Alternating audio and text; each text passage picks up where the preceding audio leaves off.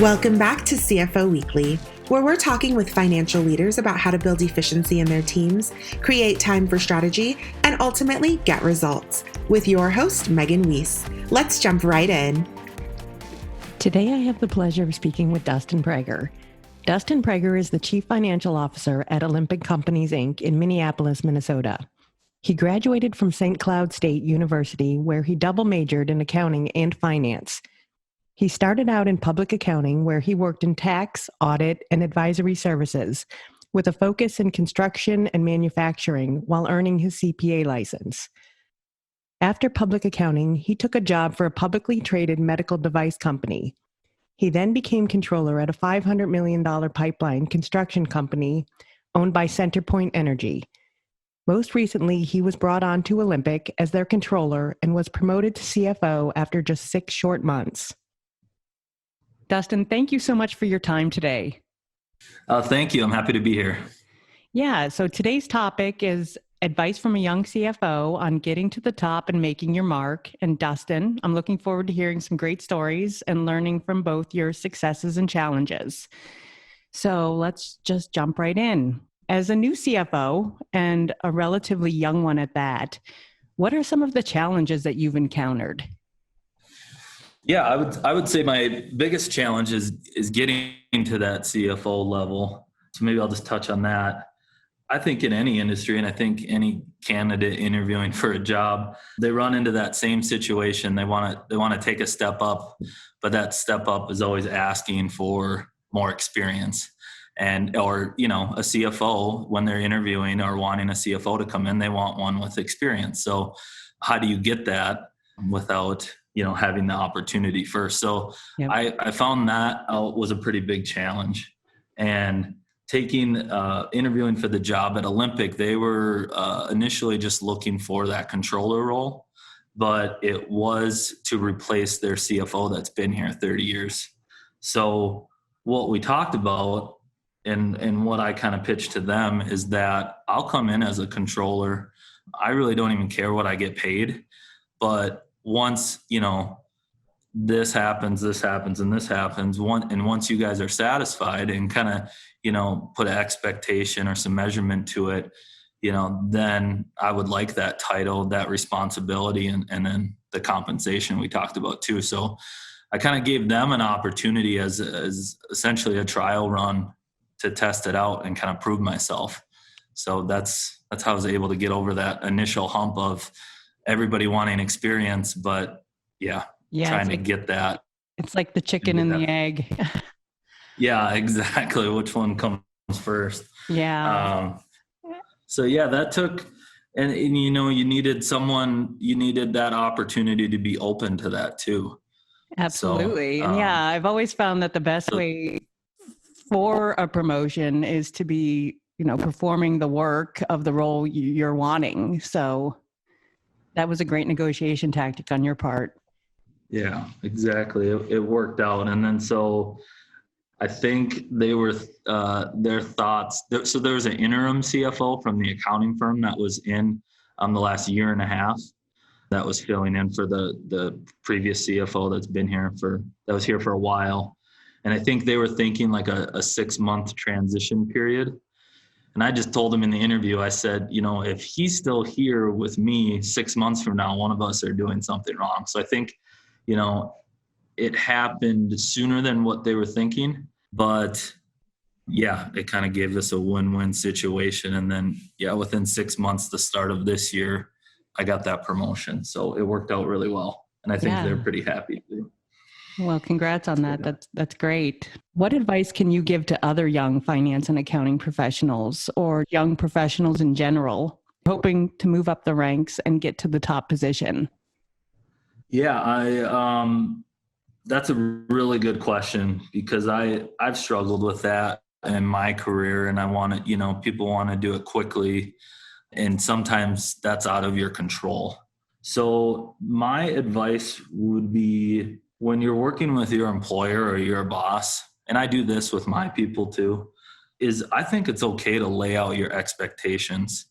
And I don't know if you need to set a certain time limit, maybe like a range, like if you want to be somewhere in 2 years, maybe say 2 to 4 or, something like that, because it's going to be very hard to say, okay, the day's the day. Now I want this. So as far as timing, I would be more open to that. But what I've always strived for is I want to know that opportunity's there, and then I want to work towards it. And I want to have as the employee, I want to have a clear path to that. So I think it's perfectly fine. And hopefully you can be in a situation where you're talking with your supervisor, what does this look like? What do I have to do to get to this point? What does the compensation look like? What are my responsibilities? And you might not get a crystal clear answer, but I think you can gain some information. And then, kind of look at your surroundings and look at the details, who's above you? How long do you think they're going to be here? And I always assess that. And it's worked where, to a certain extent, where I think my supervisor or my boss is like, I already talked about this with Dustin. We said if this happens, if he's doing this well, this will happen. And, they're going to either do it or don't. And then at that time, you have as much information on whether you want to give them more time or you need to move on because you're not happy and you're not feeling good about how fast you can move up or where you want to go. Yeah, that's definitely great advice. So are there any particular stories that stand out in your mind as turning points in your career? Yeah, I have a couple. The biggest one that taught me to be what kind of financial, employee or executive I want to be. And I learned a pretty good lesson in public accounting. It was the partner that I was working for at the accounting firm was Boulay, and he was a partner there. And very early on, you kind of got the gist of how public accounting works. They throw a lot of work at you. You can be working on 30 different clients at once. And, one of my first projects I went to hand in, I can't remember if it was a tax return and an audit or how it worked, but I handed it in and he turned back and said, okay, why don't you go ahead and send that to the client and I'll sign it. And I was taken back. I was like, what do you mean? Aren't you going to look at it? And he's like, well, I'm assuming that if you're handing it to me, you're comfortable enough that it should go to the client. So that was a really big lesson that two things, you want to hand in a finished product, but two, your job, I think is to make your boss's job easier and to try to handle more stuff for them and do that and take some worry away from them. So that's what I've always strived to do. And I think it's helped me out in my career progression. So I always like that story because it kind of taught you what kind of accountant or financial person you want to be. Yeah, that's a great story. I got the other one I can think of that's, I don't know. I'm kind of an open book, so I'll tell you a little bit of kind of an embarrassing story. Sure. Love those. Okay. I've been at a few different places and I've early on, I usually got the job I was interviewing for, but once you are interviewing for higher level jobs, that's not always the case. And I was interviewing for, I think it was a VP of finance role. And it was a small company. It was before this one. And I think it was maybe a $25 million asphalt construction company. And I got the interview, I was working with the recruiter and I got the interview through the recruiter, but it was taking a while and I'm a little bit impatient. So I messaged the owner on LinkedIn and just say, hey, I wanted to introduce myself. I'd love to interview with you. And that actually went over really well. And I ended up getting the interview that way. But once I wasn't interviewing with him, I was interviewing with the GM and another gentleman. And once I got in there, first of all, they made me wait for a long time. I think I was waiting for like 30 minutes. So it was 30 minutes late. And I got in there and the vibe was just really off. So, and I was like, do you guys even want me here? And, I didn't say that, but I was thinking that. And then the questions came out pretty normal. And then they asked me about my resume. I'd been at a few different places and I touched on this before, you might want to move if the environment's not what you want or you're not getting what you want, but you also run the risk of, jumping around too much. And this came into play in this interview, and he told me straight out that, we see you've jumped around quite a bit. How can you explain that? And I talked through it. I told him I've always moved up when I moved, and I think I've left the place better than when I started there. And I said, you can talk to any one of my bosses, and they'll tell you the same thing, and they wish me luck. And he came back and said, well, it seems like you're a fourth string quarterback that never gets the starting job and you jump around from team to team. Wow. And I was like, I was pretty taken back. I was like, thinking in my head, like, that's pretty insulting. And then, so I didn't flip out or anything, but yeah, I think we've all had those. We've all had those interviews that just don't feel right and just don't go well. Yeah, it did not go well. And, but I kind of was, I was thinking about it after the interview, and I guess the turning point at that instance is I had one of two decisions. I could, take that for what it's worth and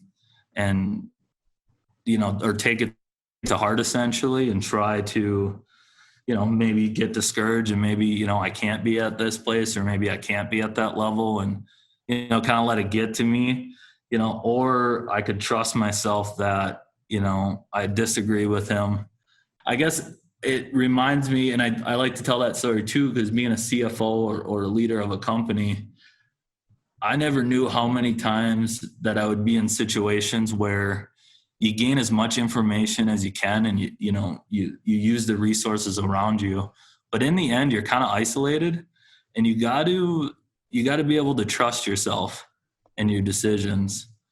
And so that was kind of my first experience where I had to keep moving forward, and it comes up again later. So, yeah. And I mean, throughout our lives, we're all told no, probably a million times. And it's important that we're able to dust ourselves off and pick ourselves up and keep going. Yeah, exactly. And it's not always easy. So, no, it's not. So I'm sure taking over the top finance position can't be easy, and quick wins are always nice. So for the benefit of other new CFOs out there, what were some of the low-hanging fruit you went after immediately? And is there anything you wish you'd done differently from the start? Absolutely. I think there's some easy things you can look at that I don't think a lot of companies do well or they struggle with. The first thing I think of is improving processes, such as the month-end close. And that, that might be a CFO item or a controller item. But man, there's a lot of companies that struggle with that. And I think a lot of people will go ahead. I was just going to say, I think most companies struggle with that. Yeah. And you can't change that by yourself either. And I think that's the tough part. And then you also got to communicate to the leadership, the president, or whoever it may be, the value in it. And, you got to tell that person, man or woman, that, hey, how would you like to see these numbers 2 weeks earlier? And the biggest thing is, if the people that are making the decisions can see them 2 weeks earlier, they might be able to make a decision before it costs them too much. So I think going after that, like the month-end close and finding different ways to do things, I think is a great start. More specifically with the month-end close. And I've taken CP courses on this, and they never really come out and explain it. But the way I see it is you have to get accounts payable and accounts receivable closed first. And that's a lot of times not what the CFO is doing. So getting invoices approved on the AP side, and then also getting your billing done on the AR side. So there's no one way to do that. Every company's different, but it's more of a mindset that, people don't need 2 weeks to approve invoices. You need to get everybody on board approving invoices daily. And if the work's done, you need to get everybody on board that we need to bill right away. And these things are so funny because, like you said, most companies have such a hard time with it. And what you're trying to do by speeding this process up is you're not adding any more work. You're just having them do it earlier 1 month, and then they get just as much time the next month to do it. So I think a lot of CFOs and controllers will hit roadblocks, but it definitely is possible. Public companies have to do it, especially, companies that roll up into other companies. That's a big deal. So finding ways to do that month close, I think is a really good low hanging fruit to work on and try to improve. And it's measurable, which is really nice. You can see when the financials are kicked out, and you can, just start with a day or two. Absolutely. And try to get to that point. And like you said, getting information to decision makers sooner is so critical these days. Yeah, exactly. I've been in the construction industry most of my career, and I've been in where we were going through the close process, and it came up to where we had 10 extra, is maybe a 50-man job, but it was bid at 50, and we had 60 guys on the job site because I was going over the labor hours. And I brought that up with the project manager or whoever it may be, and they were able to send those guys elsewhere. Otherwise, if we didn't catch it, that's 10 guys on the job site for 2 or 3 weeks that we didn't need. And it would have cost the company money, and we could have lost money in the job as well. So. Yeah. And I'm sure those quick wins are good at boosting your morale. Especially in the early days when things seem difficult and obstacles seem unsurmountable. Yeah, because the change is tough with a lot of people. And you asked, what maybe something I would have done differently. And I thought of, with this and with implementing change, I'm just an impatient person, and I want to fix stuff right away and problem solve. And, I think I did a good job of listening and trying to find the right way. But I think there was always room to improve on how I brought up that change. And I think maybe be more sensitive or conscious of how I'm coming off, I think would have helped me, and I'm trying to help in general, but, someone coming in that's new, it might not always seem that way. So I always want to be conscious of that. Yeah, I think you're right. The change is the hardest part of almost anything people do, is just, setting their mind right with it. Yeah, exactly. It's scary. I'm smiling because it's just so funny how scary it can be. Yeah. I just recorded an entire podcast on kind of managing through change. And it's something people fear almost more than anything. Okay. Yeah. Yeah. Well, good. Then it's more people than just us two. Yeah. It definitely is. One other low-hanging fruit that I've thought of is evaluating those financial business relationships. Looking at, you have your insurance broker, you have your bank, you have your accounting firm, and those are really your partners. Those people can really make you look really well, and if you're using them as resources. And I always pin it down to, I kind of measure that on 3 different things. I think about quality first, service after that, and then price after that. And if you can establish yourself and find ways to use those relationships and, improve on those things, that can be a big help for you. So, and it also, you get down to price, you can also save the company money too. So, you asked about a challenge being a newer CFO, and that was a big challenge coming into this role, kind of evaluating that out and figuring out what I need, what the company needs. And, a lot of times I was able to lay out the expectations, what I was looking for, and they responded quickly. And, with one of the business relationships, it did not go that way.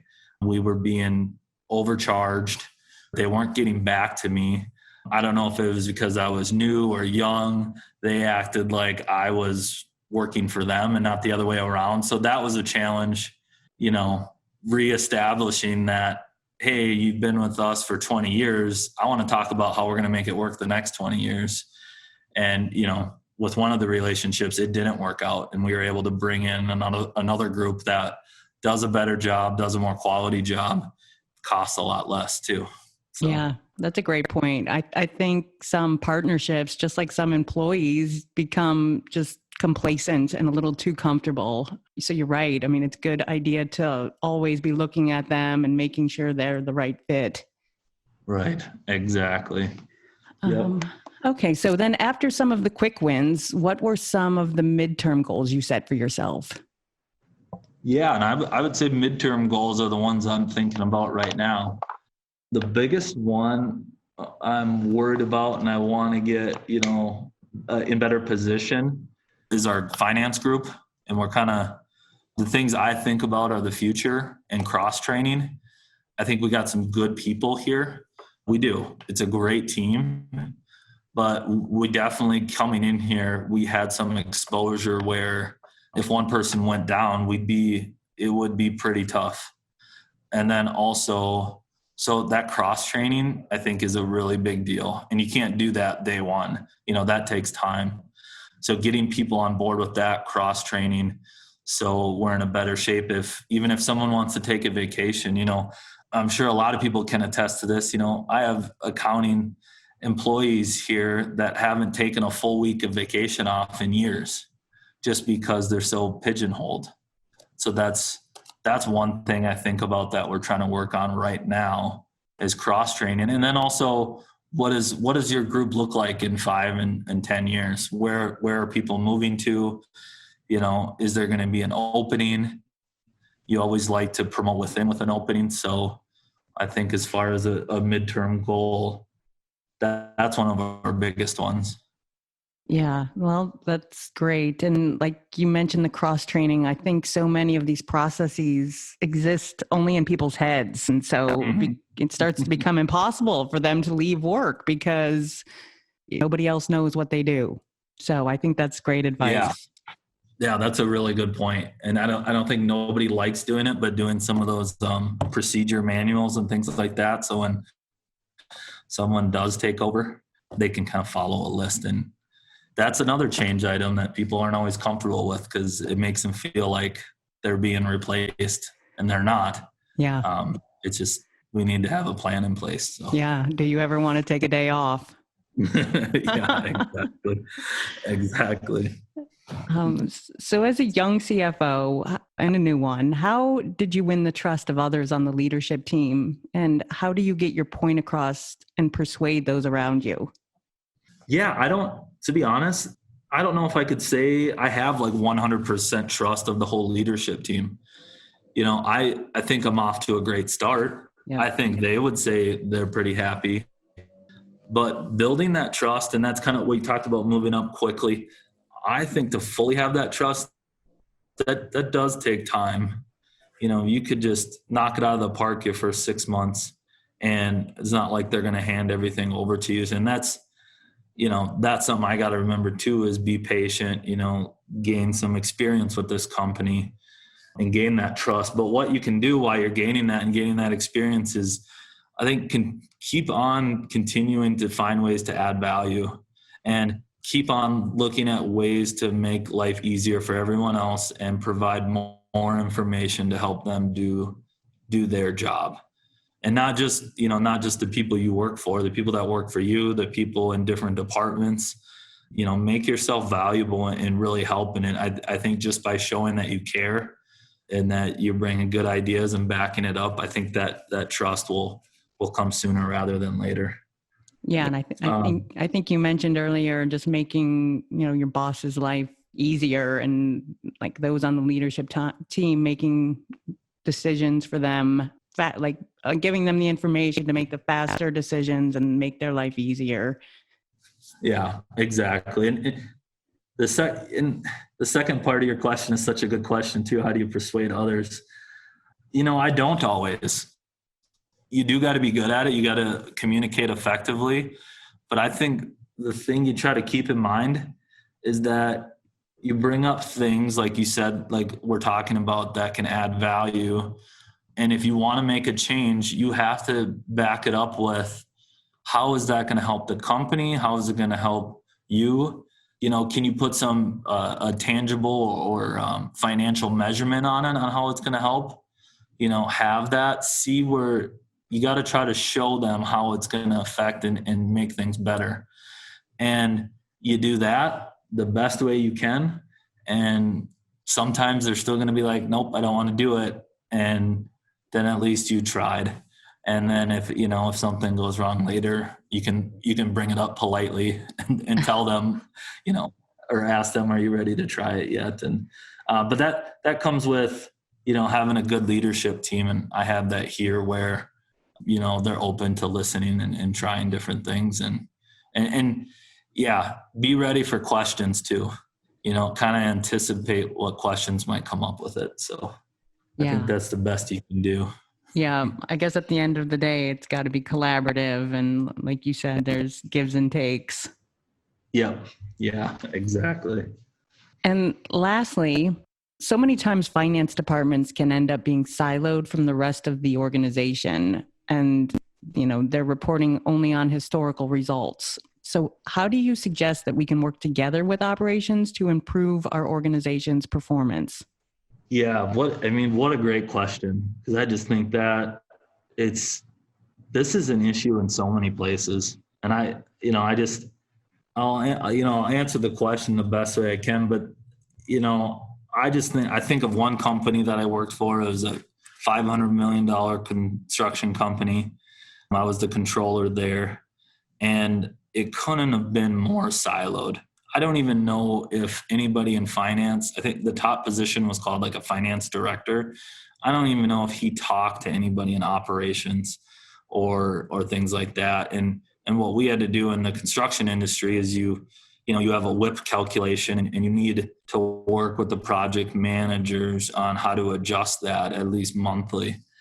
And that's and you have to do that to get your job done.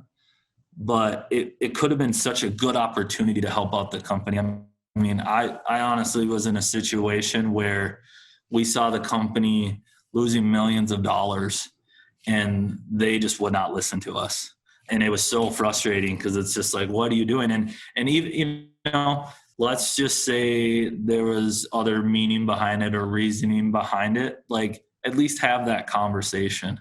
So it was extremely frustrating. I think a lot of companies go through it, but maybe to answer your question, the biggest help is you got to have the relationship at the top.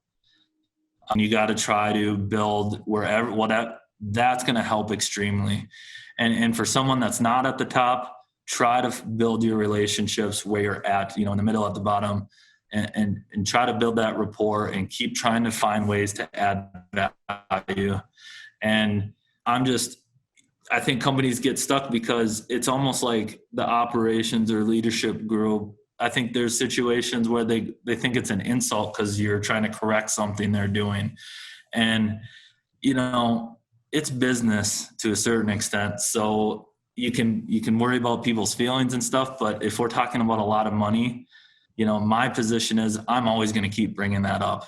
And I'm always going to keep trying to find ways. And hopefully you're in a spot where, leadership and other departments are willing to listen.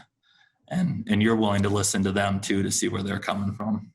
Yeah, it's such a hot topic these days, is becoming a strategic CFO. And in order to do that, you can't operate in a silo. You have to be involved with operations as well.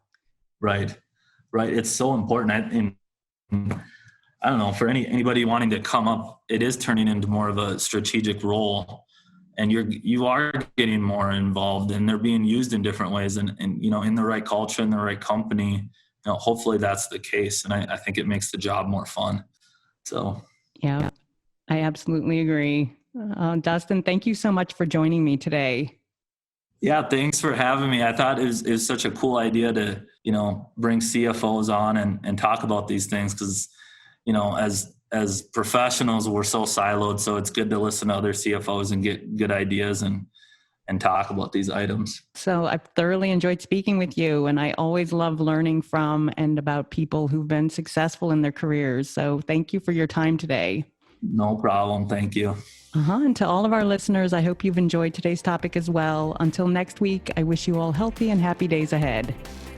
If you're ready to boost efficiency and streamline your accounting processes at significant cost savings, it's time to talk with Personiv.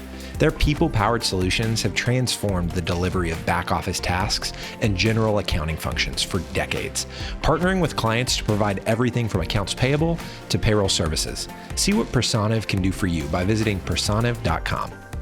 You've been listening to CFO Weekly, presented by Personiv. Please subscribe wherever you get your podcasts to hear all of our episodes. Want to learn more? Check out personiv.com. Thanks for listening.